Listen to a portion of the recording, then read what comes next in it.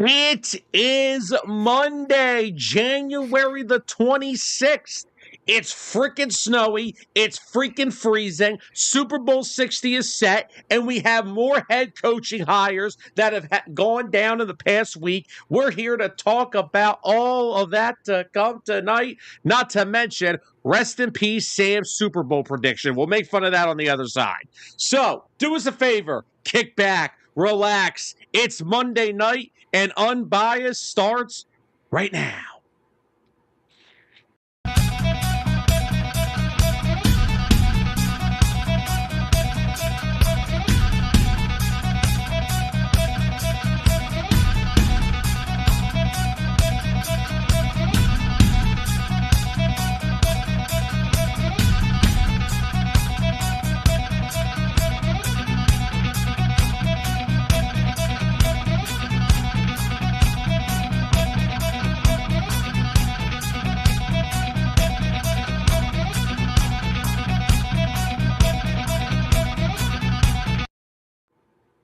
And welcome back, everybody, back in the Unbiased, only here on 609 Sports Talk Radio, coming at you guys live from a cold, snowy, chilly, icy, freezing Hamilton, New Jersey. Did I cover that all?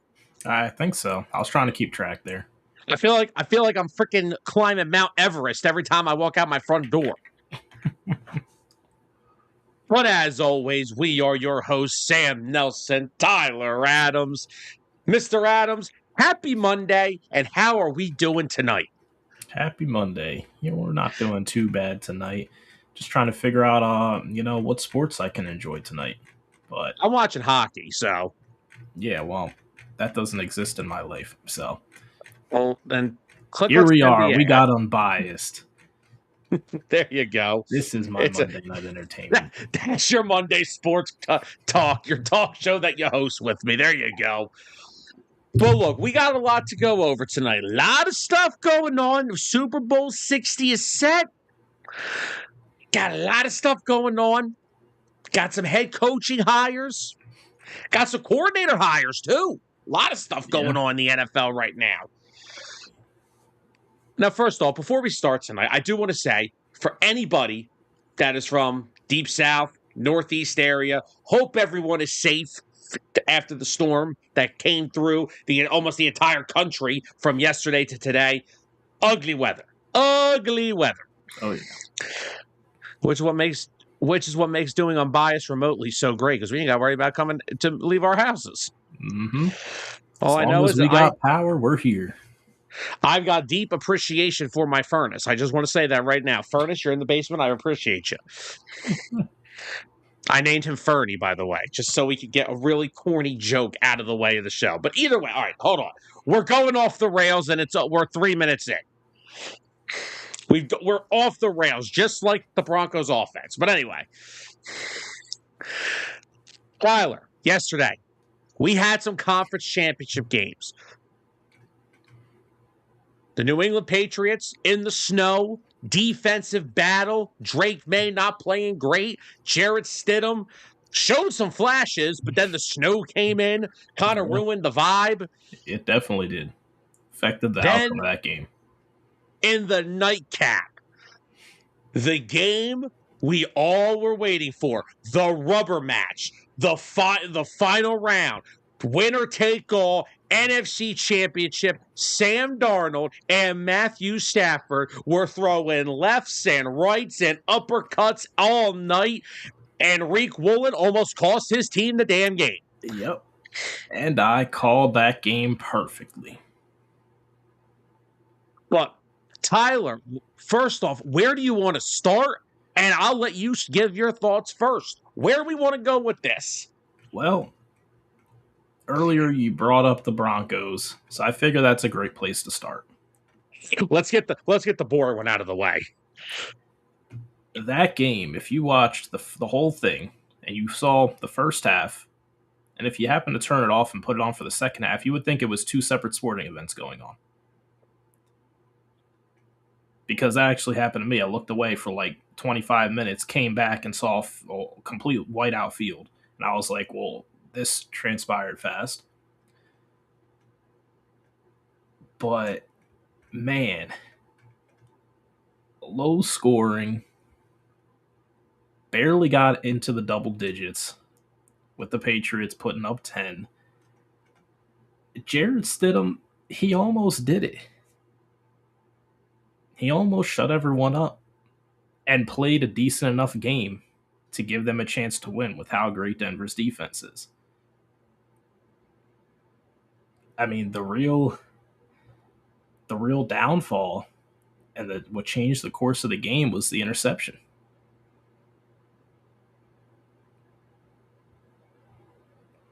If you wipe that off the board, a lot of things could have happened. You know, maybe they convert with the field goal, tie the game, maybe it goes to overtime. But, I mean, aside from the interception, Jarrett Stidham outplayed Drake May.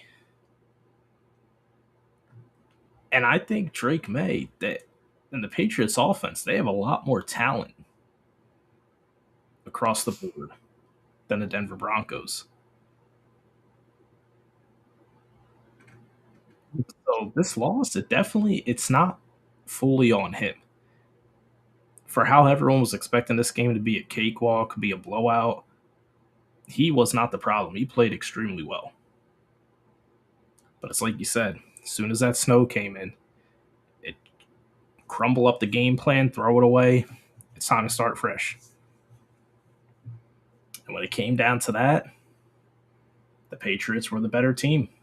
They were able to run the football better. That's what I've said all year with all my comments about is it going to snow.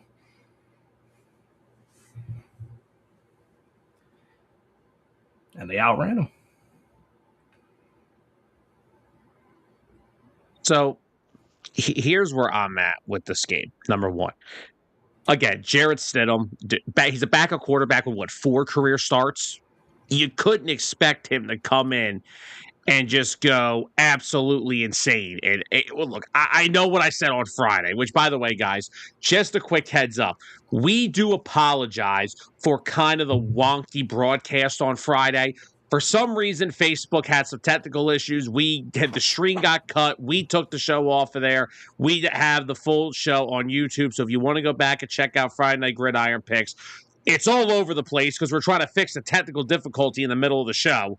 But it is fully on YouTube. We do give our predictions for the championship games. If you want to go back and check it out, it's on the YouTube channel. Were perfect. Pretty much. But Facebook seems to be going the night. What's up, Mikey? What's going on, Mikey? Happy Monday. But I'll tell you what really cost the Denver Broncos. Look, we already know the offense is going to be limited. Not only without Bo Nix, Franklin also missed this game. One of their better playmaking receivers. They were already behind the 8 ball before that. We already knew this was going to happen. The problem that I have with this game is the decision-making by Sean Payton. First off, I'll tell you right here. Will Lutz going 0 for 2? That's the game. Yeah, that wins. That wins the game. And then people try to question why Sean Payton didn't want to go for that 3rd field goal. Well, I'm sorry. You look at 0 for 2 and the weather conditions. Why am I trusting him with a 3rd field goal? Okay, well, when he went for it earlier in the game before the snow showed up, that was the bigger issue. Because wasn't it before the snow showed up? It was. No, Lutz missed kicks when he had no excuse to miss them. No, hold on. The one in the snow, that ball was tipped. Okay. That ball was tipped. That would have been a shot if he would have went for it. Dennis, what's up, brother? Dennis. How's the warmth of Florida treating you? I know Florida's supposed to get like a cold rush because of this freaking weird weather that is hitting the entire eastern side of the country. But that's the point, though. When you have a backup quarterback and you already know your playbook is going to be basically taken like this, you're going to have half your playbook. They couldn't run the ball to save their lives. Dennis, I'm jealous. We wouldn't reach 71 combined degrees this whole week. But back to what I was saying, when you have a backup quarterback, look, I know we like to make the jokes. Oh, Nick Foles, 2018.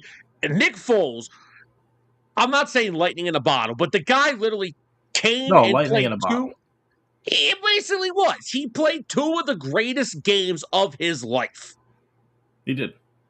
And because of that, every time a team sees a backup quarterback, they're like, oh, Nick Foles. It ain't like that.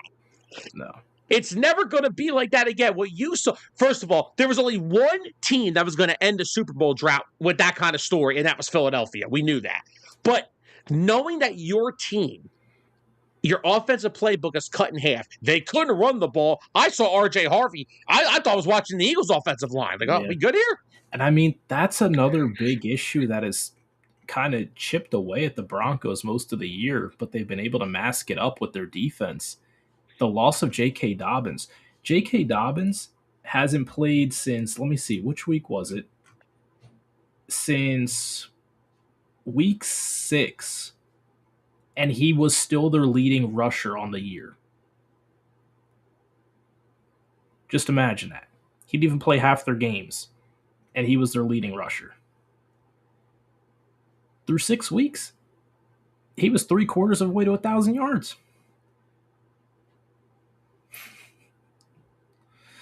Oh man, yeah. It's definitely it's on the move. It's on the move. But do I believe that if the Broncos had J.K. Dobbins healthy for this playoff run, things would have been different? It definitely would have helped them out in that game yesterday. Maybe. It's still not having your quarterback is the big issue there because it does have your playbook. But at least having a powerful rusher like J.K. Dobbins in that weather, even if it's hard running the football, he's still going to try to grind out 3 or 4 yards on a carry. That can definitely move the chains. First off, I want to address this comment. That's a lie. If I let you on my shows, you'll just do it more while on camera. That's a lie. Sam might be onto something here.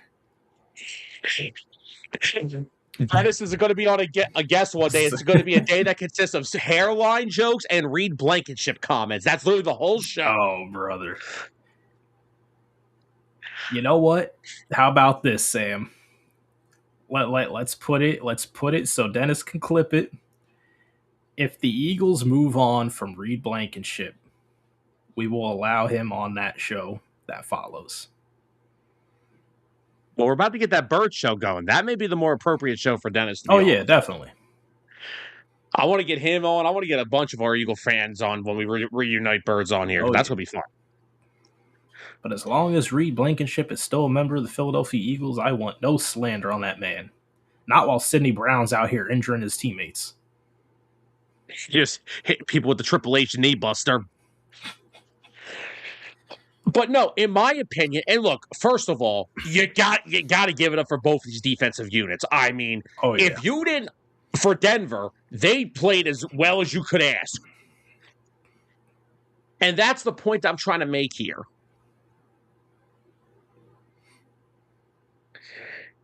Oh, I would love to see you and Dennis talk about some Sixers. When we get to our NBA stuff after the Super Bowl, we start getting some NBA stuff going. I got you. Make sure you clip it, Dennis. But when you would know that, but back to what I was saying, when you are Sean Payton and you understand that your backup quarterback is clearly going to be limited at what he can do. We knew this going into the game. Oh, yeah. You have to take the points that are given to you. If they take that first field goal that when they went for it, and then if the one doesn't get tipped, that's ballgame. Broncos are going to the Super Bowl. That's it. Yeah. But the fact that it's just they didn't make the right decisions in those moments. You can't. I understand going for it. I know it's the sexy thing to do in the NFL these days. But sometimes you just take the points. That could have gave you a 10-0 lead at that point. Yeah, I mean, when you get into those defensive games, now there's two glaring differences. A game like Seattle Rams, that's not a game where you just take the points because they're going back and forth so much. At some point, you got to go for the risk to get 7 points instead of 3. But when your defense is that good, you're the Denver Broncos, you got to take the points and hope that they can make some plays to keep you in control of that game. Definitely mismanaged, but I mean, we said it. Denver's defense is going to have to play amazing to keep them in it, and they did. They held up their end.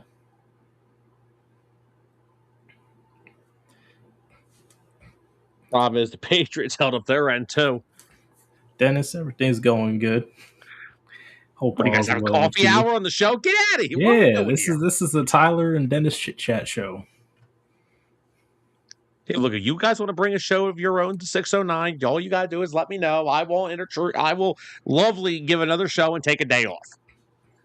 It's going to be a weekly show called Where's Sam's Hairline?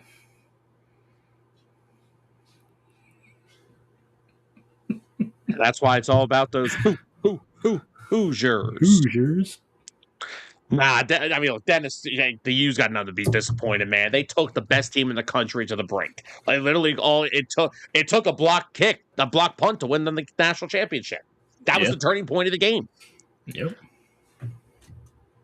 But I just do not agree with the decision making that Sean Payton made in that game.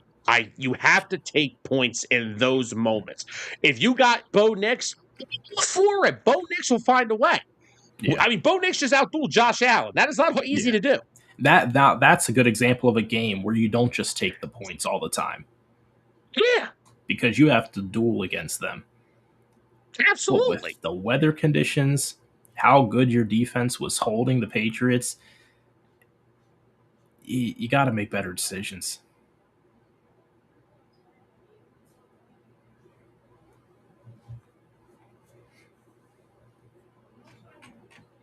I completely agree. You have to make better decisions in game like that. And then, of course, Will Lutz mixing 2 other kicks doesn't help the matter at all. But yeah, credit the Patriots, man. Their defense came to play. Christian Gonzalez had the game of his life.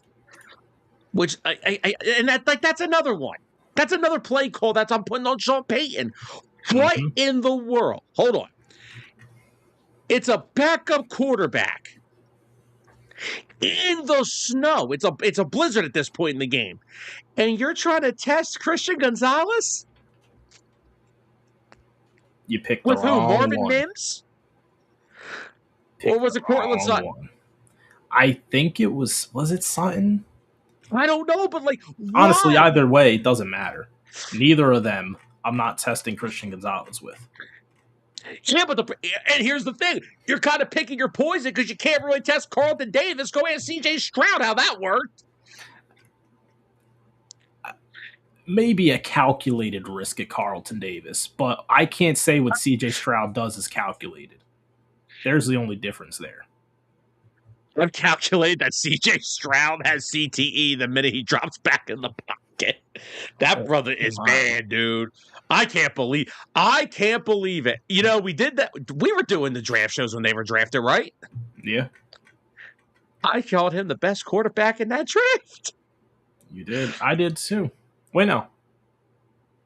I think I was still a little bit on Bryce Young. Oh, you're lucky we can't go back and clip this crap. Yeah. You're lucky Facebook deletes everything. It's gone. It's in the void. But I just that whole situation. It's done a complete 360. Now Bryce Young's like, well, hey, maybe we can build around this guy. Yeah. And now CJ Stroud. It goes back to that draft where the number 1 and 2 flip-flop basically, because it was CJ Stroud who didn't do well on his testing or something like that. Whatever they had him do. I'm not a test taker. I'm not a test player. Taker. Well, let's see. Your turnovers in the postseason of NFL football. Maybe you need to go take some more tests. because obviously you're not playing football, or you're playing it the wrong way. The first test he needs is the concussion test. That boy's playing concussed half the time. The next one is an eye test. Maybe he needs contacts or like some LASIK surgery, like Jameis Winston had. Yeah, so he could drop from what was it, 30 interceptions to like 20? Oh, let's be fair, 30 to 18.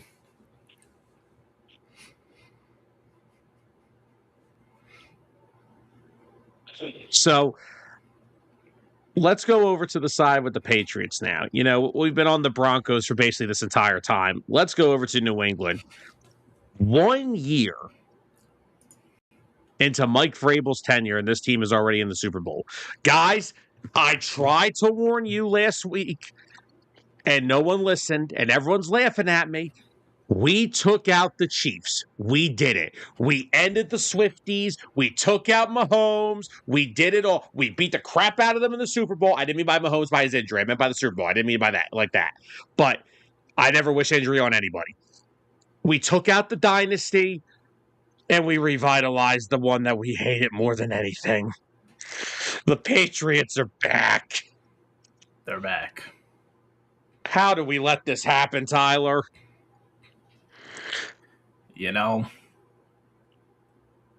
There's always a bigger monster than what you see. Everyone hated the Chiefs. They just forgot that the Patriots were the class of the AFC for over a decade. And we very well could be headed back to that. Because I'll tell you now, the Bills had a nice run. The Bills are going to be playing little brother to the Patriots for the next 5 years, at least. Ooh. They're not going to be bad. But what if I'm talking 12-win Patriot team, you're probably looking at maybe like a 9 or 10-win Bills team.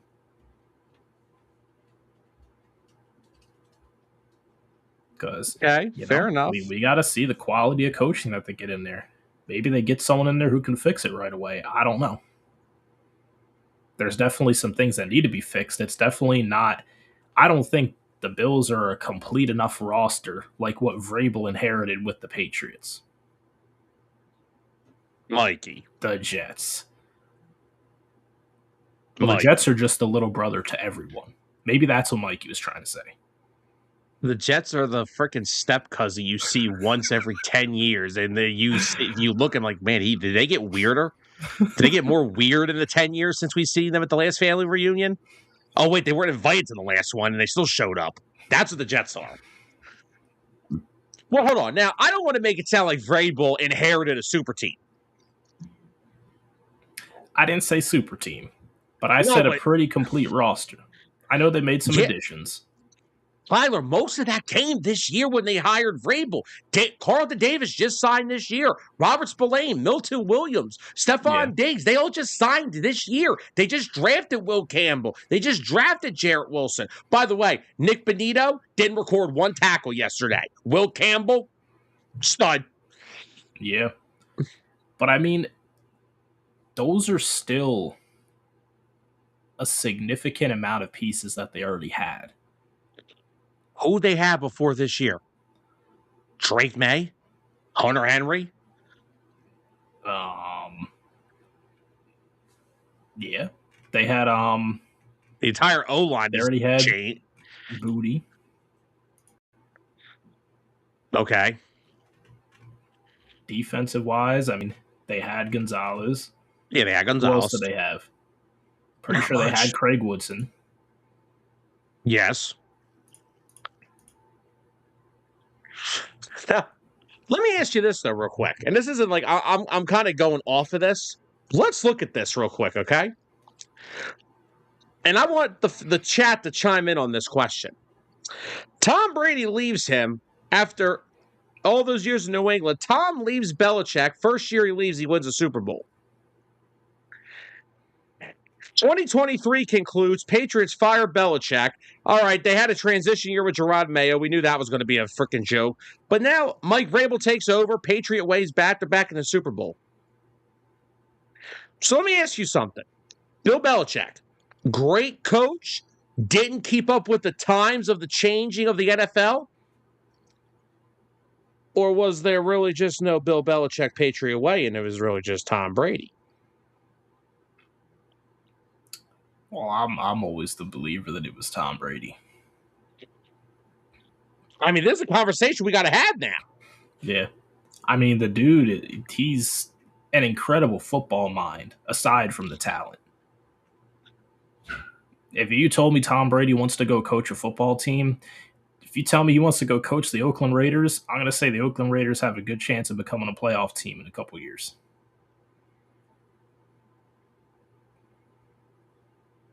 You think the Raiders are a playoff team in a couple years?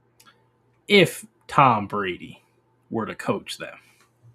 That's the point I was getting at. I think Tom Brady would be a great football coach. Well, having Tom as a partial owner is not bad either. Oh, it's definitely not. That'll definitely do a lot of good things for him eventually. Keyword eventually. Anthony, I will agree to you to an extent. Tom Brady had a lot of pretty damn good defenses during his time in New England. Those we're seeing a great defense this year too. Tom, I gave all the credit for on the last 3 Super Bowls. Those first 3, there was a lot of defensive players on those teams. That's all I'm going to say. I'm not this. I get it. And when we do the Super Bowl preview show, I'm going to get into some of those issues that Drake May's had so far in the postseason, which, by the way, guys, quick program update. We are only on today this week. This is a one-show week because, thank the NFL for having the Super Bowl take a week off, then play in the game. No, we're not doing the frickin' Pro Bowl games. I'm not doing this. The flag football, you mean? No. I'm not going to. The great Mikey said. Yeah, Mikey, Vegas, I mean, look, they got Max Crosby still. They got Brock Bowers. They have Ashton Genty. They're about to get Mendoza.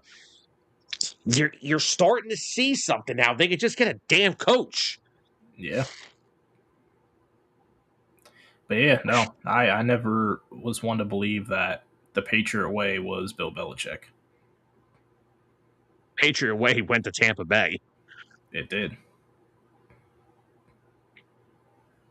And I mean, let's look at Tampa since. I mean, don't get me wrong, Baker's had a good run there, but they haven't been back to a Super Bowl since. They haven't made the NFC Championship. They haven't been to a champion. Yeah, not even championship game. Forget Super Bowl.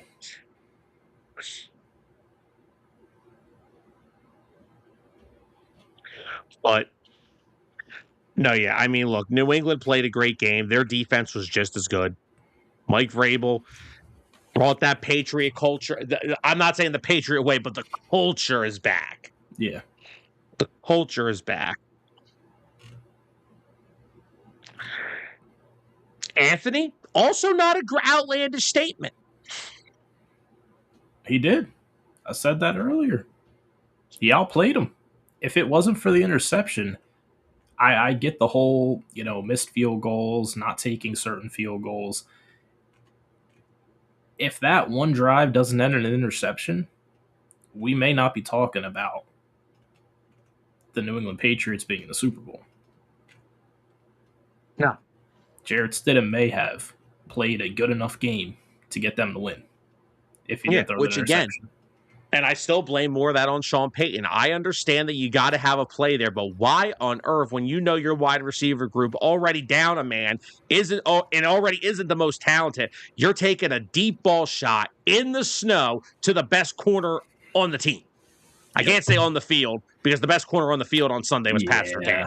Surtain's just a certain. And look, that is taking nothing away from Christian Gonzalez. Christian Gonzalez is a pimp. That boy, locked down. But Pat Surtain's in a whole class of his own. He comes from Christian Parker U, by the way. Which, by the way, Dallas, screw you. But hey, I did predict the next hire for that. You did. I told you it was going to be Joe Casper.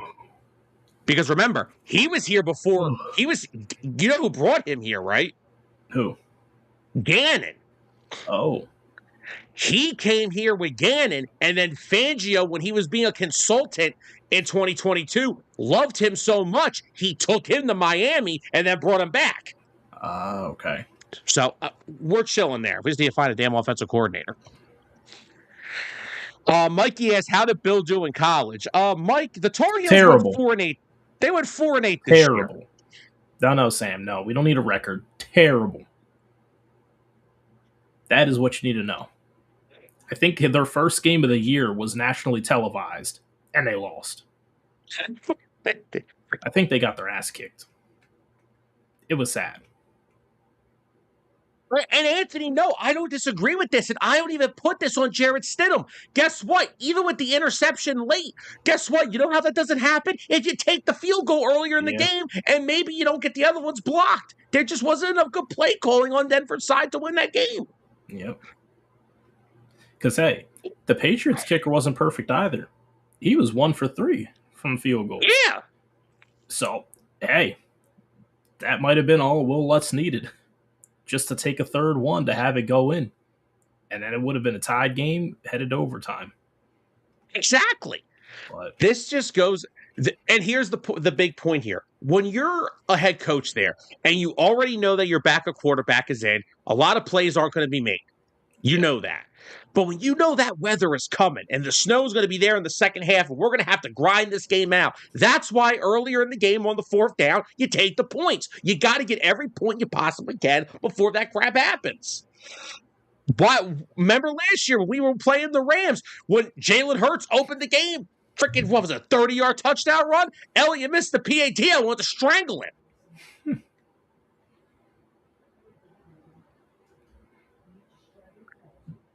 This stuff drives me nuts. Yeah, definitely not a great game that he called for a veteran coach who's been in those moments before. Yeah. You definitely expect more.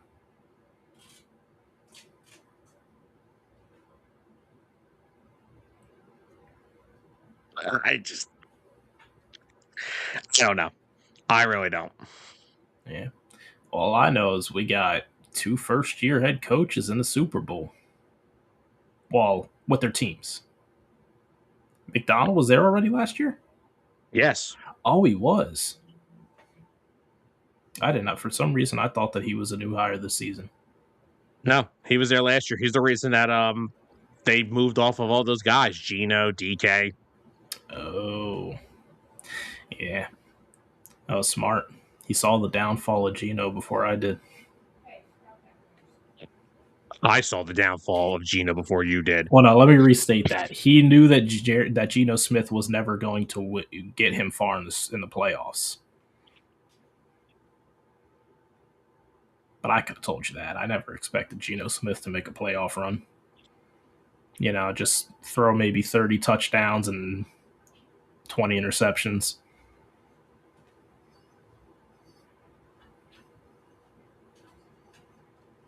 Yeah. Here's something from Adam Schefter. Andy Reid advocates today that his former offensive coordinator, Matt Nagy, should get another head coaching job. You know what that means? Please give him a head coaching job. Yeah, he's going to come here, do well, and then get a head coaching job. Bah humbug.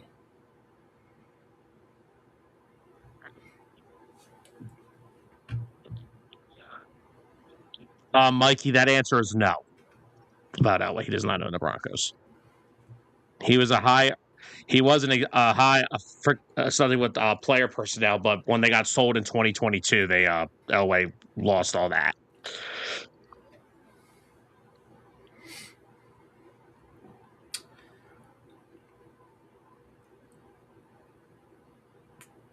There's a possibility for that, Anthony. I'm honestly more so worried for the Patriots, specifically with Drake May and how he has not looked to really settle in to this postseason. I worry for them because if you're asking him to be able to make plays, to go up to a, high 20s, maybe even to the 30s scoring game to keep up with the Seahawks, I don't know if they could do it.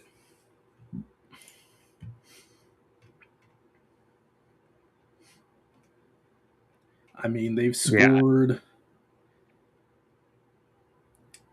They've been able to score 30 plus points a few times over the year, but not really against good teams.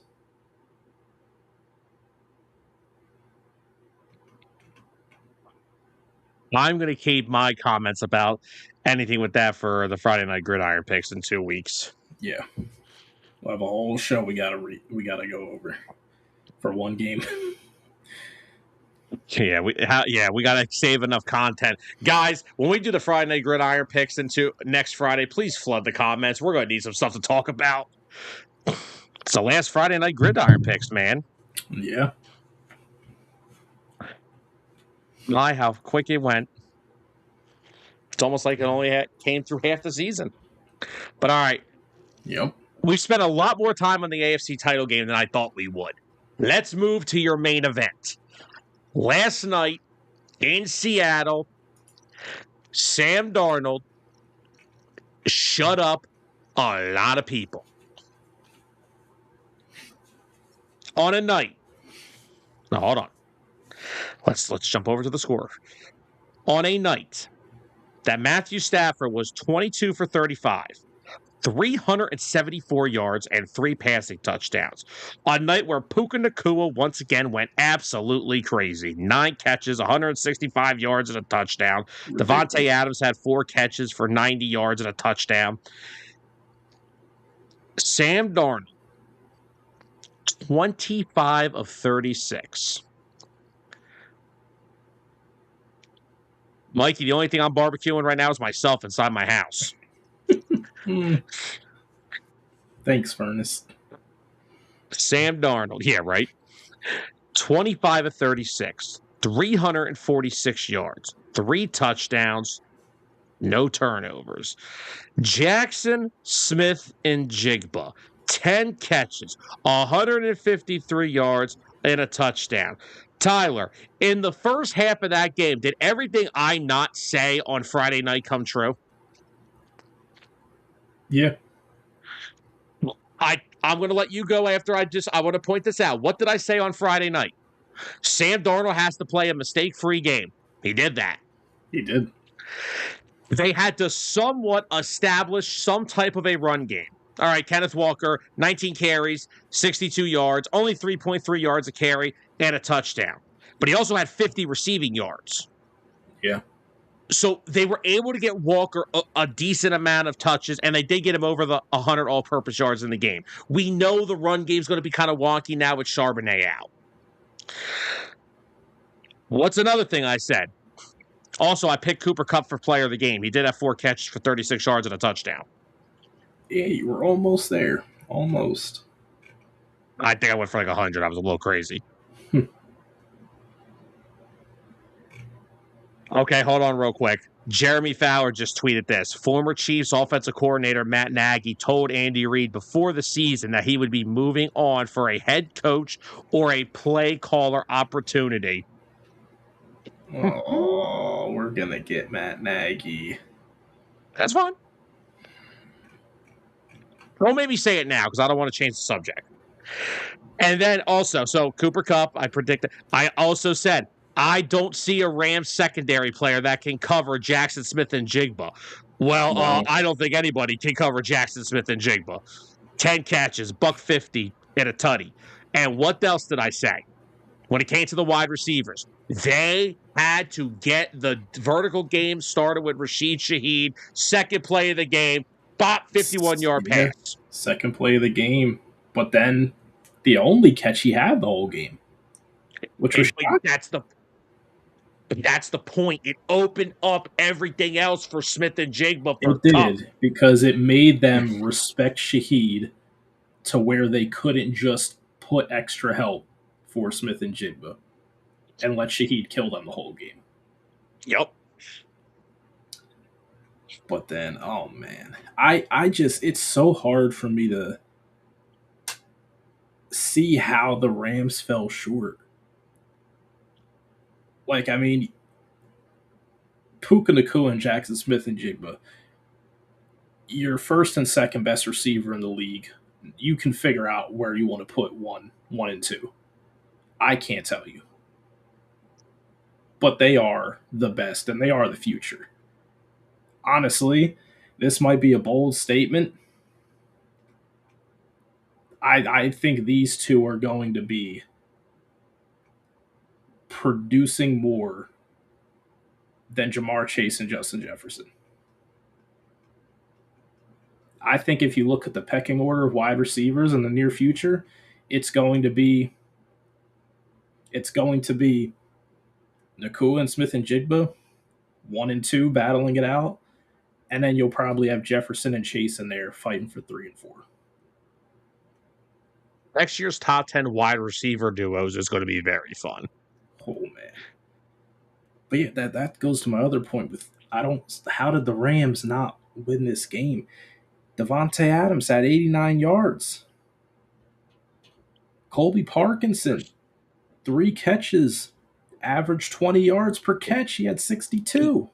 Yeah, but that 3rd and 1 drop was big. That was a big play because then I believe did they get it on the 4th down? I think they did. I believe they did. Yes, it was the 4th down and goal they didn't get. Yeah. Mm-hmm. Which that was the play that had McVay looking for the exit. Because I don't know what went wrong. What went wrong, or if he just did not call a good play for them. But man, there was nothing open. Nothing. That's Mike McDonald's defense. And look, neither defense played well last night. By the way, I got to start asking questions. I got big questions. Yep. My Rams fans, I'm not trying to knock you. Where is Jared Verse playing in the playoffs? And not even that. So Jared Verse, he had a sack. Did he? He did. Braden Fisk had a sack. Cameron Kinchins had a sack. You only had 3 sacks amongst your quote-unquote stacked defensive front. We all know the Rams secondary stinks. They're average at best. But it's that pass rush that scares teams. And when all you can muster up is 3 sacks, 8 tackles for loss, and 7 QB hits, no wonder why Sam Darnold played a turnover-free game. He had all day. He wasn't bothered. And credit again for what Mike McDonald brought over to Seattle. They brought that culture from the Ravens that prioritizes the offensive line. That offensive line in Seattle is so much better than what it was a couple years ago. Oh, I know. I mean, that O-line's been bad since Russell Wilson was there. Oh, yeah. And the fact that, Charles Cross is playing at an all-pro level, in my opinion. Gray Zabel, year 1 starter, just absolutely dominating. I knew Zabel was going to be a stud. Oh, yeah. It just, first of all, Gray Zabel, it just sounded like he was going to be a top-notch interior offensive lineman. But the fact that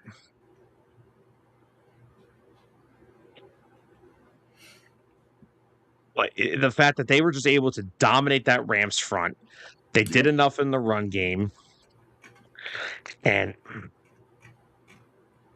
this is coming with a play where, Reek Woolen could have lost him that game. He could have.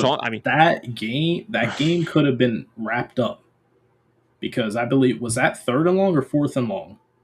It was 3rd down and 12, and here's the thing, and if he doesn't, you pick the ball, because first of all, he drops the interception, then starts taunting. Now, if you get a pick there, that's fine. It's after the play. You're going to get the ball anyway. Yeah. But it starts running toward the Rams bench, and it's a 15-yarder.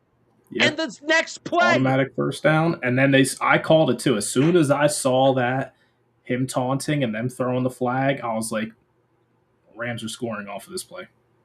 And I said to I was talking to George during the game. I said, Woolen wouldn't play another snap for the rest of the game. I don't care what happens. Honestly, at that moment in the game, you had a chance to get your offense the ball and essentially put the game away. Pending if the Rams decided to go for it or not in that situation. Mikey, have a good evening. Enjoy the nice weather down there, brother. I'll be jealous of you and Dennis for the rest of my life. But But yeah, I mean, that could have been the game changer. And I mean, at the next place they score, it's like, oh god, I said, oh god, it's over. Yep. And who was it? Puka Nacua. Yep. And then we got the. What's your thought on the Cooper Kupp situation with that catch where he's reached the ball over the first down marker? What's your thoughts on that? He was down.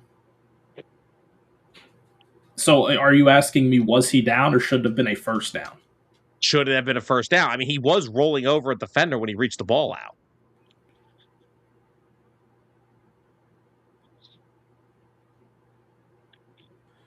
I think from where I think what they were ruling was his butt making contact with the ground was where he was being spotted. And when that occurred, I'm not saying it was a clear first down, but it was close. Should they have probably spotted it better and brought out the chains to measure? Yeah, they should have. Sir, we don't use chains anymore. Get it right. Oh, digital measurements.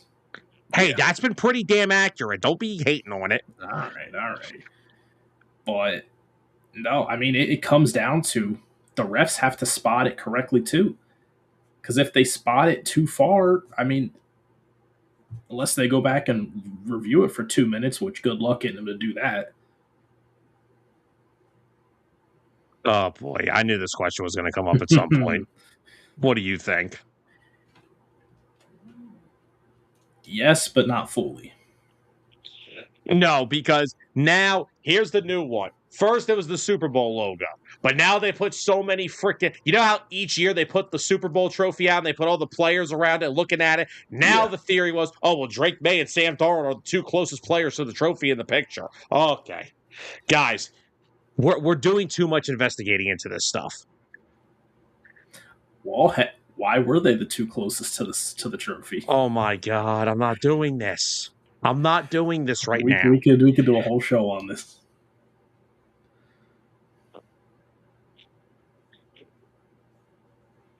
What's up, Georgie? Yeah, first of all, I didn't even realize that. No one scored in the fourth quarter at all in this game. Yeah. Which is crazy with how high the score went. But yeah, I mean, I bet Bryce enjoyed the non-bye week. Yeah, got to see what a stressful football game is like. Because man, the Seahawks Rams battles over this year have just been instant classics. And that's what I love about them because surprisingly, this was the biggest point spread of them all. And what was the point spread? Yeah, but there was like 4.5. Right? I think the point spread for the teams were like 2.5. But over the course of the year, you had the Rams won by 2 in one game, and Seattle won by 1 in another game.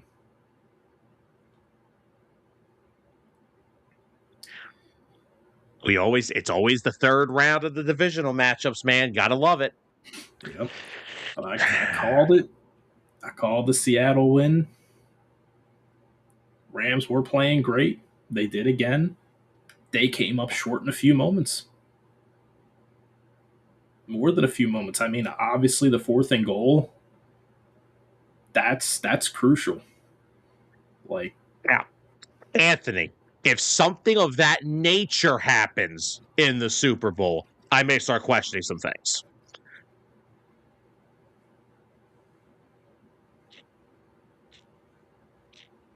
Because the last time these two matched up, we all remember it. Oh, man. Like we said, I'll get into that more when we do Friday Night Gridiron picks next week. That's going to be a doozy. But it'll be interesting. But, I mean, and look, I'll say it, no points in the fourth quarter, yes, but that drive in the fourth quarter to kill the clock by Seattle, absolutely.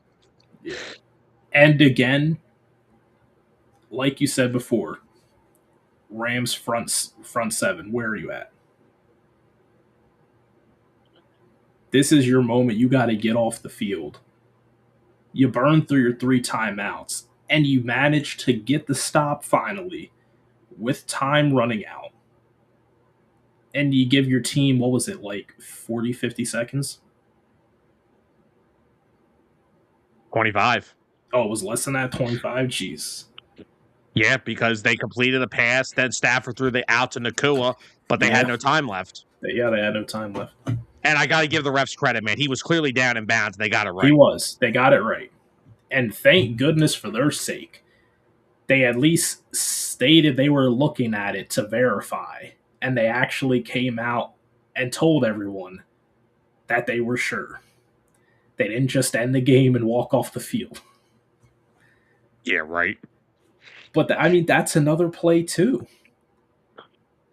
If Stafford throws that ball a little closer to the sideline, that helps Puka get out without being tackled in bounds. And he probably gets out with 3 seconds left. And from there, you have a shot from the 50-yard line. Stafford's got the arm. I would trust that they have more than enough receivers to have some miracle happen. I'd say that would have been a 50-50 Hail Mary shot. Absolutely. Seattle might have even wanted to throw out Smith and Jigba out there. Well, they may have, because I'll tell you right now, it's not like Reek Woolen and Josh Jobe had a great game either. Josh Jobe getting cooked. Oh, I'm still having Reek Woolen out there because he's tall. That's the one thing he's got going for him. Well, the thing is, they love, because of what they do with Nick Emenwari and play him all over the field, which, by the way, Mike McDonald were not worthy, because I didn't think Emenwari was going to be a great player. He is a tremendous player. Yeah. And let's go back. Let's go something off the field. The fact that in that moment, after all that stuff happened, they go to the sideline. The fact that a rookie in Nick Emenwari has more maturity than a 5-year pro in this league, Reek Woolen probably just played his way of not going back to Seattle after this year. Tariq Woolen has had quote-unquote character issues with Seattle since the beginning of his career. That's been their one thing. He's been benched multiple times through over the courses of seasons. Including this year for Josh freaking Jobe. Yeah. So I don't see Reek Woolen coming back. But that's the thing. Back to what I was saying. They love to play those 5 defensive back sets, and they all play a really pivotal role. So Jobe's played well this year. I don't want to sound like Josh Jobe stinks. This isn't Philadelphia Eagles Josh Jobe with Sean Desai. He's played well. Just him and Woolen yesterday, in my eyes, didn't play great. Now, Devin Witherspoon didn't play the cleanest game either, but look, I also said that on Friday night. That matchup was a key. I think Puka easily won the matchup, but when you need a place to be made, some physical plays to be made, Witherspoon and Emenwari do their job. Oh, we also forgot to mention the muff punt. That was the game changer. The 4th and goal the Rams didn't convert. That fails in comparison to the muff punt. I have never. Now, first of all, let me say this. You can't blame the coordinator on that one. That's just a player. That's personnel problems. Yeah. But to where I'm getting at when it comes to this year, the entire year, I have never seen a team lose so many big opportunities because of a freaking special teams unit. Between blocked field goals and punt return touchdowns allowed to Seattle to muffing punts, I have never seen a special teams unit this bad and have cost them so many games. I mean, we go back to the Joshua Carty field goal blocks in Philadelphia. It's just been a mess this year. Yep. It has. Off topic real quick. Anthony said, random news, Kurt Signetti's game-worn headset from Indiana's CFB title game win is to be sold at auction and is already at $5,000 and going up. Jeez. Unbelievable. Wow. But yeah, I've never seen a special teams unit just make so many big blunders in one year in my entire life. Yeah.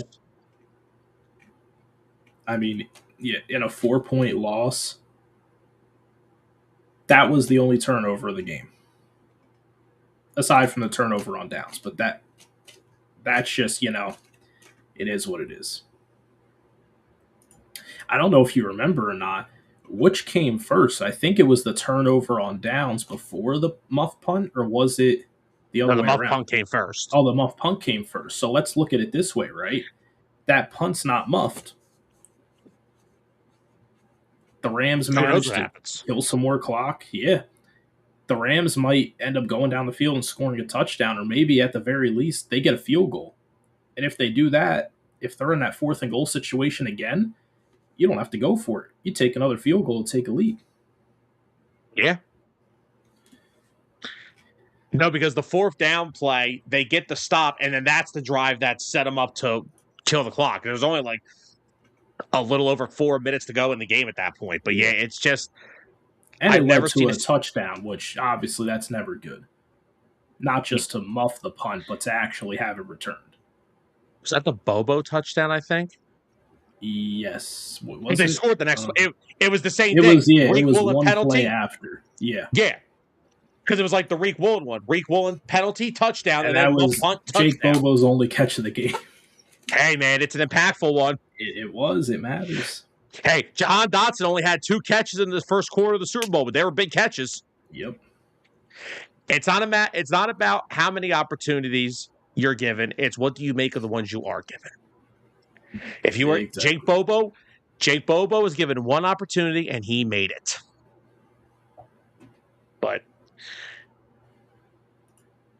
Tyler, before we transition out of the championship games, we got any final thoughts about Sam Darnold? Because this is a guy that's not like Chris Collinsworth. This is a guy. Here's a guy that who reminds me of Patrick Mahomes. Okay, good night, everybody. Are you kidding me? But I mean, give me a round of applause. I think that was spot on right there. if you would have said 2 to 3 years ago that the first member of the 2018 quarterback class would have got to a Super Bowl was Sam Darnold, I would have told you to take 8 drug tests, check yourself into a hospital, and get yourself evaluated. The fact that he's the guy that got there first. What a career turnaround. After that stint in Carolina, we're like, this is it. Then he goes for a year in San Fran, doesn't play because Purdy's there. He's just the backup. So wait, correct me if I'm wrong. Wasn't Sam Darnold on that roster when they went to the Super Bowl? Because I think, Brock, I think Sam Darnold came out and said, actually, this isn't my first time being in a Super Bowl. Not playing, but technically, he's been on the field suited up for a Super Bowl. He's the first quarterback in the 2018 draft class to lead a team to a Super Bowl. Can you please stop? Yes. You're being too much. I'm going to come over. Look, I got ice bricks outside. I know what that Charger looks like. You got a bobsled and some dogs to pull you? Dang right. I'm mushing the Huskies. Just like UConn did to Villanova the other day. But anyway. But what a career turnaround. He goes into San Fran, sits behind Purdy that year, sits on the bench, learns from Shanahan, goes to Minnesota with another great offensive mind, and Kevin O'Connell has a good year. But who'd he run into? A team. The Rams have given him fits now for over 2 years. Yeah. And he finally, even the first game, what did he throw? 4 picks in the game where Myers missed the field goal? And even in the game in Seattle in the regular season, yes, he played better, but Shaheed with the special teams really is the reason they got back in that game. Mm-hmm. Sam Darnold put to rest every demon in his head on Sunday and has completely rejuvenized his career. Yeah, Sam Darnold has finally become what the New York Jets wish they could have gotten out of him. But it's the New York Jets, and that's a franchise caliber quarterback. And if I'm Seattle, I'm opening up the checkbook. I'm preparing that extension right now. So bad for Jalen Milroe. He may never get a chance to start. Yeah, he may not. But hey, honestly, get some good experience. Yeah. And here's another thing. And Anthony was bringing up what the Browns require you to do in their head coaching search. I would never do any of these things. Here's another thing that we don't talk about enough. Mike McDonald, we know, great defensive mind. Probably the best defense in football. Sam Darnold, awesome. JSN. This is why they got rid of these guys. DK, Lockett. They knew what they had. Clint Kubiak does not get an ounce of the credit he deserves for the offensive production that Seahawks team has produced. Yeah. What he has done in his time as offensive coordinator in Seattle, he is going to be a head coach in this league very soon. You know what's going to happen, right? I guarantee you there's a few teams that are holding out until the Super Bowl's over to interview him. I know the one team that comes straight to my mind. Vegas. With a rookie quarterback, yeah. If Vegas can get Clint Kubiak with that offensive group over there, there could be something to work with. There could be. They can get that O-line playing right. You got Ashton Genty. I mean, they got a couple of offensive linemen. Colton Miller's a serviceable tackle. Maybe he could turn him into Charles Cross. Who knows? They're like, I mean, they have the couple of pieces where you can add on through free agency to strengthen it. Kind of like the Bears. Yeah.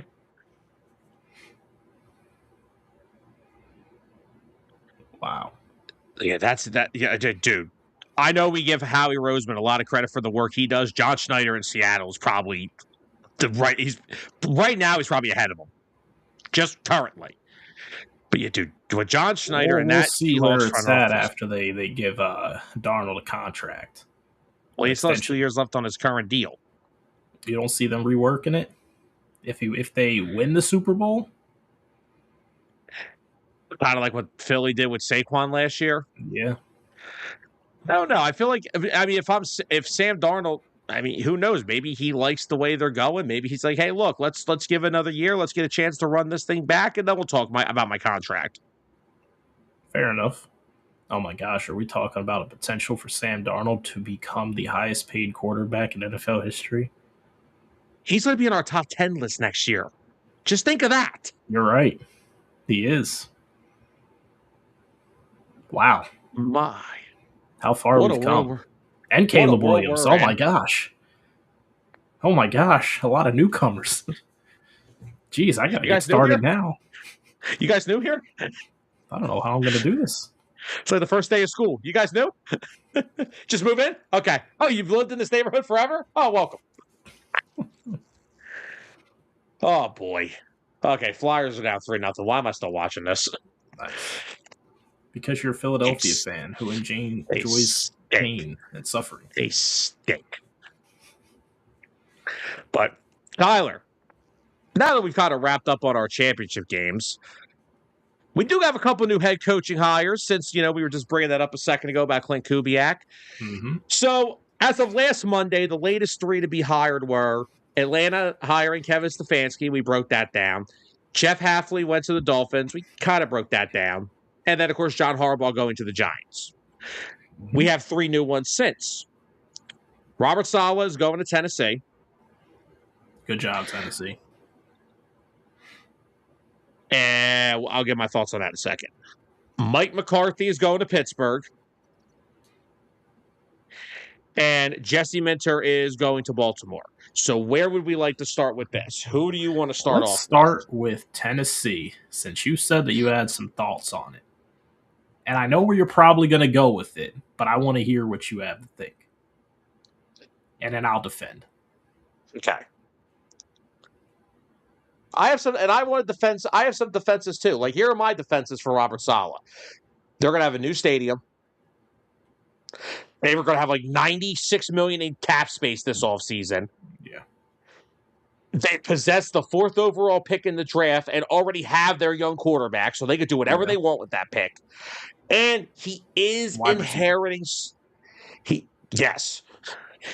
is inheriting some talent defensively. Jeffrey Simmons, one of the best defensive players that no one talks about because we're wasting him in Tennessee. Mm-hmm. Milani Hooker, one of the better safeties in the league, and that also doesn't get talked about because he's wasting away in Tennessee. Tennessee is still not a very well-run organization. That is And true. I will say, Robert Saleh 100% deserves a chance to be a head coach again for what he did this year. I don't like the fit because I thought the better idea here should have been an offensive-minded guy to help develop Cam Ward. So, I knew that's where you were going to go with it. And I do understand.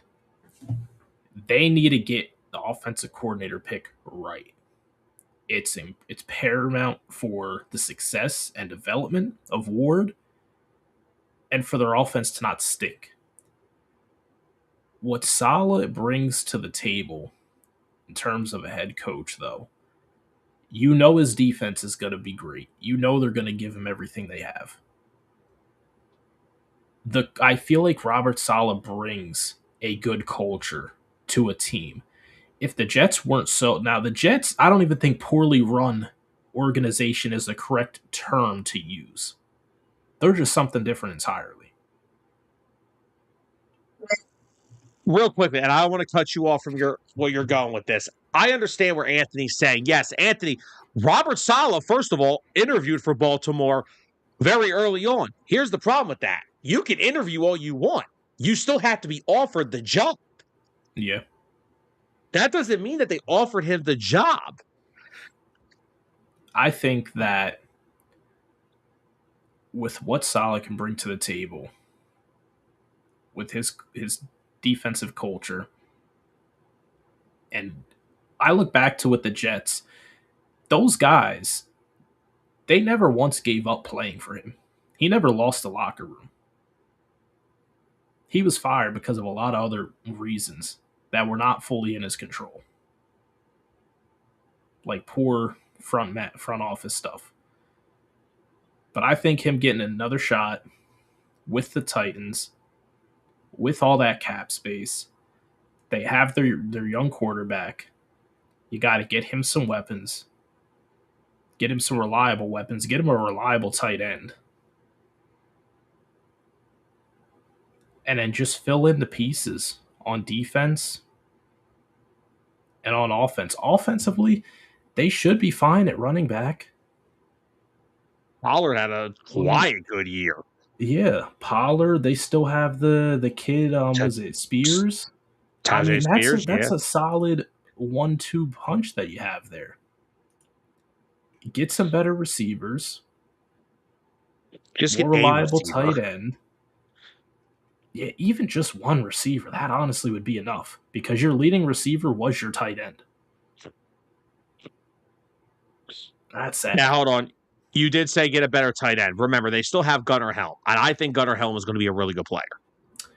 Yes. He needs some development. You know what? They might be fine if they run it back with Okonkwo and Helm as their tight ends. But yes, you need a reliable pass catcher. Jake Okonkwo, that's such a name. And honestly, maybe they don't.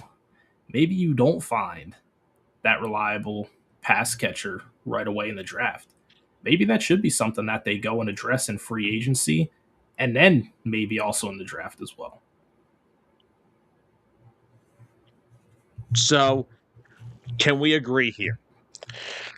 The big key next is who do they nail for offensive coordinator? Yes. This doesn't work without Saleh having a reliable offensive coordinator. Because obviously we know he's a defensive-minded coach. He can't take over the reins of the offense and make it work. They need to nail this. What's up, Bruiser? Steelers, Titans, Ravens, Giants. All organizations with solid leadership and a plan for retooling and building forward. This is why the Browns will perpetually be a hack market organization. They are fundamentally flawed. Oh, boy. Oh, man. Fundamentally flawed organization. Gotta love it. So, we saw Cam Ward play in college. You know, he likes to he likes to sling it all over the yard. You know where my OC who my OC pick would be, right? Who's that? To me, it's Kingsbury. That air raid offense. And we know he would definitely get full reins of the offense. No questions asked. Now, Dable has been brought up in this conversation as well. He apparently would like the job if he doesn't land the Bills head coaching job, which, by the way, I'm not a really big fan of these guys getting new deals as coordinators. But, if I get this head coaching job, I'm out of here. No. I don't like that. Yep. But, yeah, to me, I would go Kingsbury. I like Dable, but Kingsbury would be my preferred choice for Cam Ward. Yeah. No, I agree. But that is because I understand your concerns.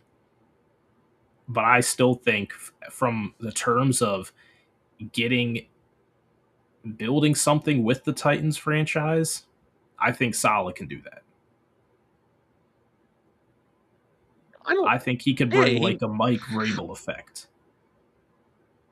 Which Vrabel was the last coach that found some success in Tennessee.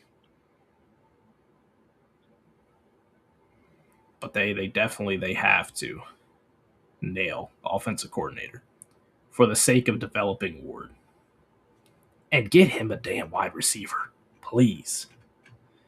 I'm going to look up free agent wide receivers this year just to see who can give him a chance. Oh. Do you want to transition to a new hire, or do you want to stay on this for a second? I want to stay on this for 1 second because I got some names for you. For what are we looking at? Potential free agent wide receivers. Oh, God. Here, I'll make it real quick. A.J. Brown straight up for Jeffrey Simmons. Call it a day. Deal. Let's do it. Run it back. George Pickens. I don't hate it. George Pickens played his ass off this year. He's going to require a hefty contract. I don't know if Dallas is going to want to pay him. Because at the end of the day, Pickens did technically outplay Lamb. They still paid Lamb all that money. He's still their main guy. Anthony brought up an interesting one. What about Clay Kubiak, who's currently in San Francisco with them? That's another one. Look, that Kubiak tree, I'm all for that too. Yeah. I mean, I would do it just for the sake of how well Brock Purdy's developed and how well Mac Jones played when he was stepping in. Yeah, I would definitely take a waiver on that. Any quarterback in that system performs well. It's literally built for them. Except for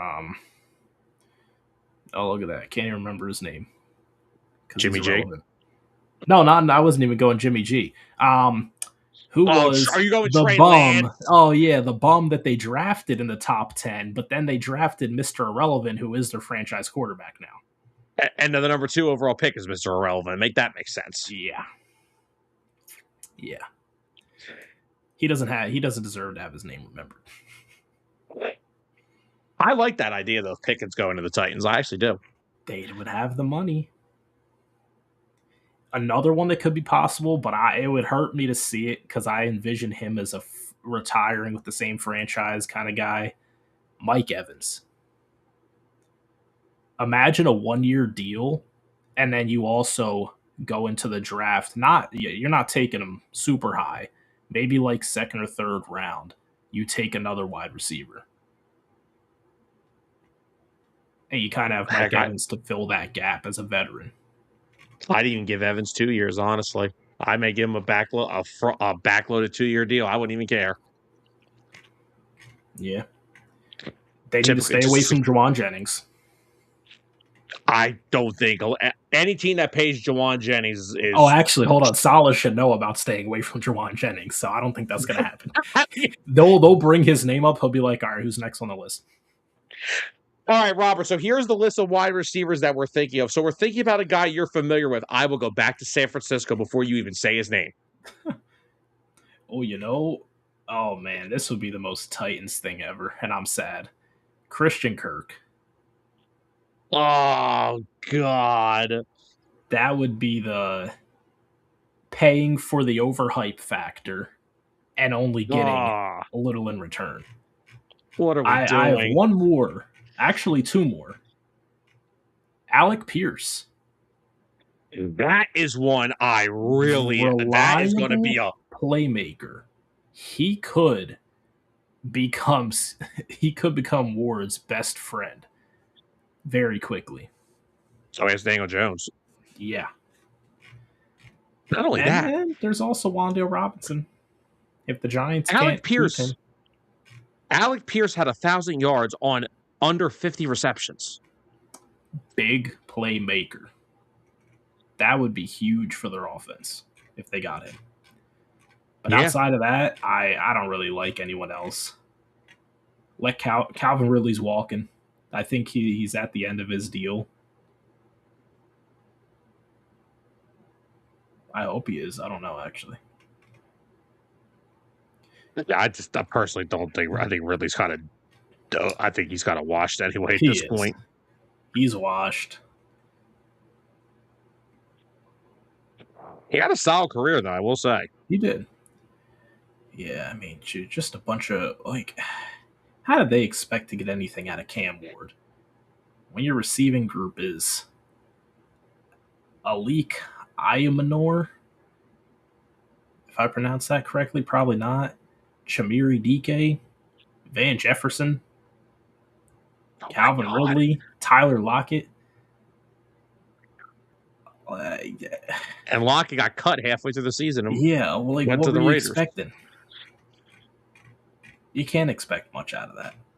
So, definitely, they'll probably need to strengthen the O-line, get him a weapon somewhere in the wide receiver room. You're fine at running back. You're fine at tight end. Strengthen the defense. They got the money to do it. I like the outlook for the Titans.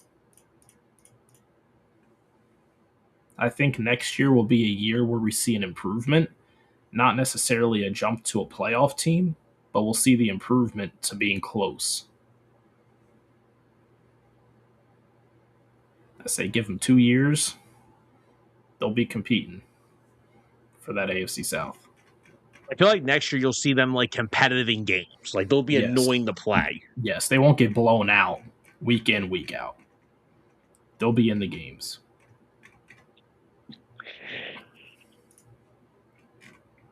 So, Anthony brought up another good one for you, Ty. Romeo Doubs.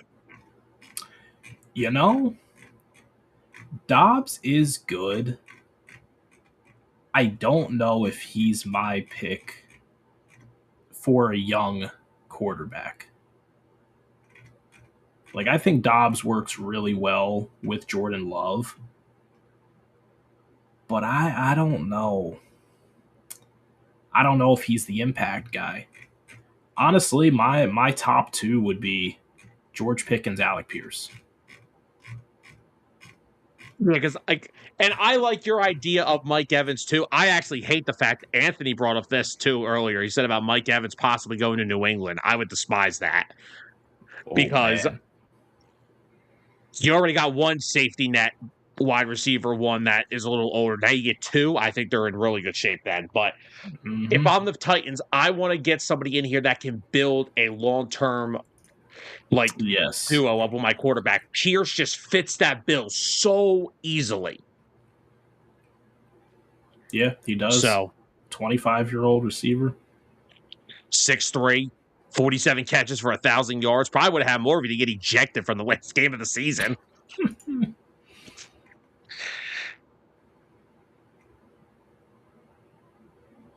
So, yeah, I like a lot of those options.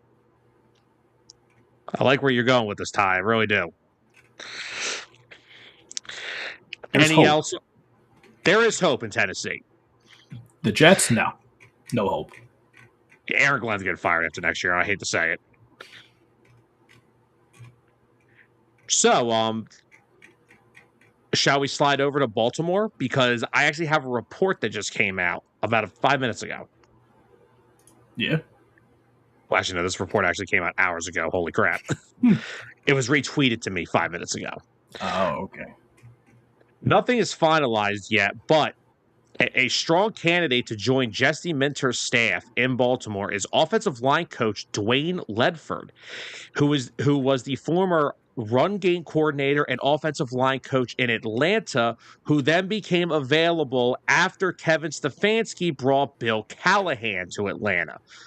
That's a big get for Baltimore. Wow. Georgie, I thought about it. Why can't you have both? No, I know. Sign You could Pierce, draft easily Tate. you could easily sign him and draft him. And then Cam Ward's got no excuses at that point. Let it rip. You two go, and Gunnar Helm's just going to be crossing over the middle of the field wide open. Hey, don't forget about Chigakonkwu. All right? I really like Gunnar Helm in the pre-draft process. It's not his fault that Quinn Ewers sucked, okay? Let me have this. That is Helm still needs development. He was not the ready day one tight end. He's got a lot of potential. Anthony, I'm not talking about this right now. It still stings. Oh, man, it does. And just to think that the Cowboys' defense might actually be better next year, that hurts.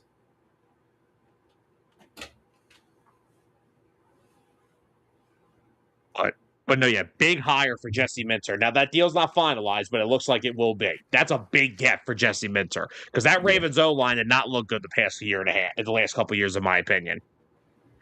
And Atlanta's O-lines looked great. I kind of thought Stefanski should have kept Ledford on his staff. I like Callahan, don't get me wrong, but I think you keep the guy that your guys are familiar with. Yeah. Kind of like what the Eagles do with Stoutland. Which apparently, just to give a quick update on the Eagles offensive coordinator search, a report is coming out that is a major turnoff with that. It's because they want to have full control, but Stoutland is the run game coordinator. Well, I'm sorry, Jeff Stoutland's a package deal. I'm not about to give up my offensive line coach because of you having your feelings hurt. Yeah. Yeah. Doug kept them. Nick kept them. Yep. Yeah, no, we do not sacrifice Jeff Stoutland around here. If anything, we'll just give Stout the offensive coordinator job and call it a day. I'm surprised he hasn't thrown his hat in that ring. Yeah, it is surprising. But I guess, he likes his role. He has his unit to coach, and then he's got these, run game coordinator as well. So it's not like he's not doing nothing. I guess he likes his roles that he's been given. But let's slip back over to Baltimore, Ty. What's our thoughts on Jesse Minter going to Baltimore? I mean, I think it's a great hire. It's almost like the perfect Harbaugh replacement. Who they hired off of his brother's staff. There you go. The perfect Harbaugh replacement was off of Harbaugh's brother's staff. That sounds just perfect. So, a couple interesting things about Chargers defense and their few years under Minter. Just got to find it real quick. Here we go. Chargers defense over the last 2 years. In 2024, they were first in points allowed, 11th in yards allowed. This past season, 9th in points allowed, 5th in total yards allowed. Do you know what the Jesse Minter hire screams to me? What's that? Who's playing in the Super Bowl in 2 weeks? The former defensive coordinator that was in their building. I'm not saying, it was really unfortunate timing. McDonald leaves, Harbaugh still having that success, but then what happened this year, and now McDonald's over in Seattle, Harbaugh's fired. To me, this almost seems, in my opinion, the Ravens are trying to find the next Mike McDonald. Who's the defensive mind who's going to put together a juggernaut type of success like McDonald's already done so far in Seattle? I feel like they're trying to find the replicate of Mike McDonald. That's what I got out of this. Because Tyler, even though the NFL has changed, there are just some teams that have a defensive identity culture, and the Ravens are one of them. Everybody thinks about the 2001 Ravens, and you just think of all those guys, all those years: Ray Lewis, Ed Reed, Suggs. I mean, shout out to one of my most underrated Ravens players during those years, Haloti Ngata. Love me some Haloti Ngata. But it just felt like I felt like this was where the Ravens were going to go, and there was nobody else. And what Minter's been able to do with that Chargers defense in just 2 quick years under Jim Harbaugh's staff, it's been remarkable. I like it. I think the Ravens are going in a good direction. If they are able to finalize the deal and get Ledford on as their O-line coach, O-line took a dip this year. I know Henry still had a good year, but that O-line, in my opinion, took a dip. Yeah. Now, Jesse Minter also has the question, who's his offensive coordinator going to be? Yeah, they also got to get that right. Because Lamar's only going to be Lamar for so many years. So, I like the hire, but they got to let's see how the coaching staff looks. But I do like Jesse Minter. I made a YouTube short about him just maybe a month or two ago, that he's a rising star in the league. Yeah.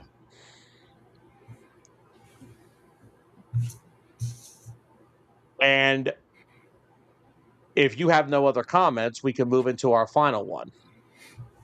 No, that's about all I got for that.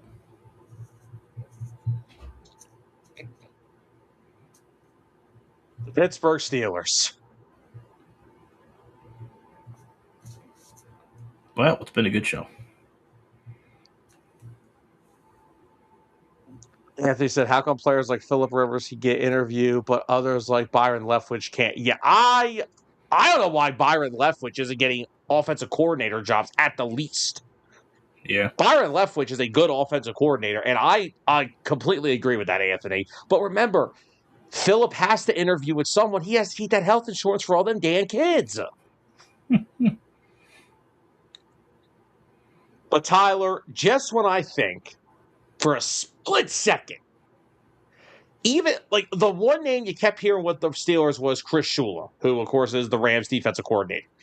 Even if the Steelers hired a defensive-minded coach, it could work because Shula could take Mike LaFleur to Pittsburgh with him. He could take Nate Shieldhouse to Pittsburgh to be his offensive coordinator. I think, Tyler, can we agree on something? The trend of, defensive coaches can't win, that's dying. Yeah, it is. Because the 2 defensive guys are in the Super Bowl, Vrabel, McDonald. 2 defensive guys beat 2 offensive guys. McDonald beat McVay, and Vrabel beat Peyton. Like, we're starting to see a shift here, in my opinion. It really doesn't matter who the head coach is. You just have really good offensive coordinators. Yep, and that's why all these guys keep getting head coaching jobs so fast. Unless you're Green Bay and you hire Jonathan Gannon. Nice going. No, brother. Micah, you'll be dropping in the coverage 12 times a game. Good luck. But, if the Steelers were looking at Shula and they wanted to go there, he could have brought some of McVay's staff with him. It could have been good. Just when I think the Steelers have learned, they go right back to what they always are. Well, they'll bring him back, and they're going to hope that he can get Aaron Rodgers another MVP year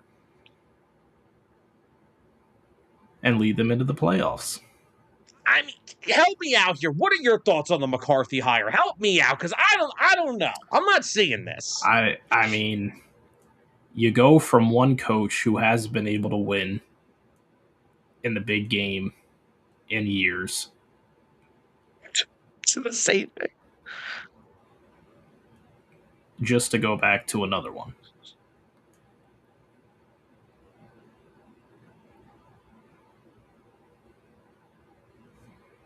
Two guys that are living off old glories.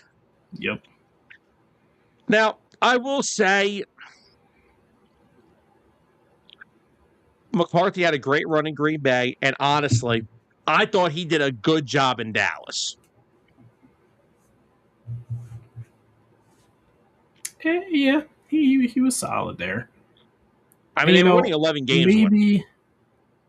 Maybe a change of scenery will be better. And think, he took the year off, try to reevaluate some things. Sometimes it works out for coaches. Yeah. And like you said, does this mean Aaron Rodgers is coming back?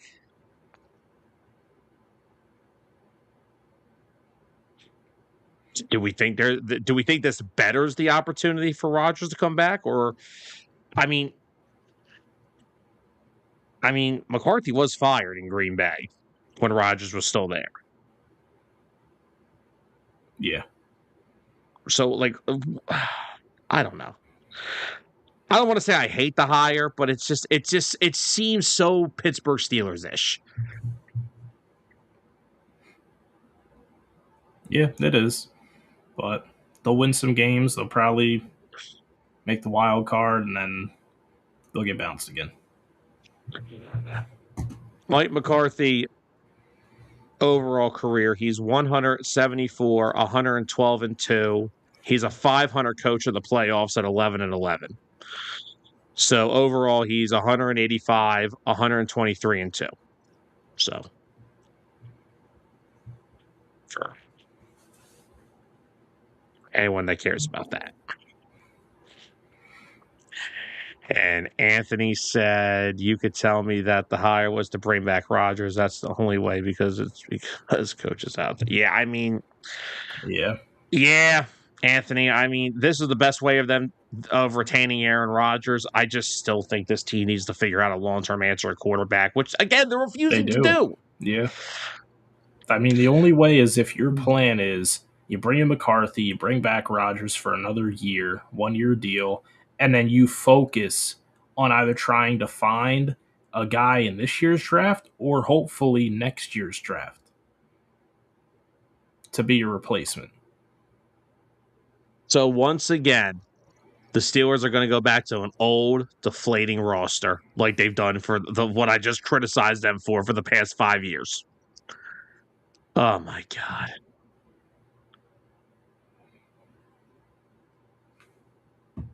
Oh, yeah. So, yeah, I forgot Nate Shieldhouse did an interview with Cleveland today. Do an essay, take the bar exam, make 12 dozen birthday cakes, and recite the Declaration of Independence, all in front of Andrew Barry. Halfway through the interview, Nate's agent said, this essay. The Bills want to talk to you. George, you were there when the Declaration of Independence was signed, weren't you? Just checking. I just need confirmation. Yes, Anthony, I did see that pop up on my Twitter a few minutes ago that I believe it's the Vikings pass game coordinator and DB's coach that is going to Washington as their DC. So apparently he was Brian Flores' right-hand man. So, wow. Like, honestly, that's where I thought the Steelers would have went. I thought Brian Flores was going to be the guy. Because I personally, Tyler, think Brian Flores should get another head coaching job too. He's too good of a defensive mind. It's not his. Look, I don't know how much stock I can take in two areas that are dysfunctional. Jets, Dolphins. I don't know. And Cleveland. Don't forget Cleveland. But Cleveland's a mess. Oh, man. Oh, no. I got Anthony in on the jokes now. Anthony, he may have been at both. I think he was also there when Paul Revere told us the British were coming. Oh, my gosh. This has turned into a very, very sour subject here on Unbiased. But yeah, but I will give the Dolphins credit. I do like where they're heading. I like the Jeff Hafley hire, and I do love the fact that Bobby Slowick is their offensive coordinator. Yeah, they got some things going in the right direction. It's going to be a very interesting offseason to see where the rest of these head coaches and all these hires go. But, Tyler, anything else you want to add to the show tonight? No, that's about all I got. Nice hour and a half episode. Well, uninterrupted, too. Yes, I'm throwing shots at a certain platform. But it's okay. All right, guys. We are going to call it a night. It is going to be a slow week for us. Like we said, no Friday Night Gridiron picks this week. But next week, big stuff. Unbiased will be live on Monday. Maybe we'll get some NBA talk in next week's show. I mean, the NFL is kind of going to be a little down next week until the Super Bowl. Yeah. So we'll have to... Maybe we'll get some NBA talk going in the show next week. Definitely would love to see what we could do there. George, I got to spend 8 hours tomorrow in that cold. You'll be lucky if I'm awake by 9 o'clock. Nah, I'm just kidding. I'll be there. But, guys, hope you enjoyed tonight's episode. Friday Night Gridiron Picks is off this week, but next week, Anthony, that'll be a topic for next week. That is, yeah. You know what, Anthony? You just gave us a big topic for next week. Well, NBA, you're going to have to wait. Yep. NBA can wait. NFL awards. Here we go. That's fine. Yeah, so, Anthony, we will start next week's show with our NFL awards. That's what we could do. We can throw some NBA stuff toward the later part of the show. Yeah. Unless any more coordinator or coaching hires happen. But, guys, so like we said, Unbiased was tonight. That's it for the week. We are off for the rest of the week. But next week, big stuff. Unbiased is on next Monday, as always. Hitting Home makes its debut next Wednesday morning. Time frame we'll give you probably a little bit later this week. But Hitting Home's debut episode will be on next Wednesday morning. And then, of course, the final Friday Night Gridiron picks will be next Friday, Super Bowl preview. So this week, you get us today. We're off till next Monday, but we will see you guys next week. Big lineup coming up. Unbiased, Hitting Home, Friday Night Gridiron picks. And then the week after that, of course, after the Friday Night Gridiron picks, Birds of the Gridiron returns, coming to 609. So, guys, hope you guys have a great week. If you were affected by the storm, we hope you guys are all safe, warm, and cozy. But, guys, we're going to get out of here. Have a safe night. Survive the cold. And we'll see you guys next week. For Tyler Adams, I'm Sam Nelson. Good night, everybody. The following has been a presentation of 609 Sports Talk Radio.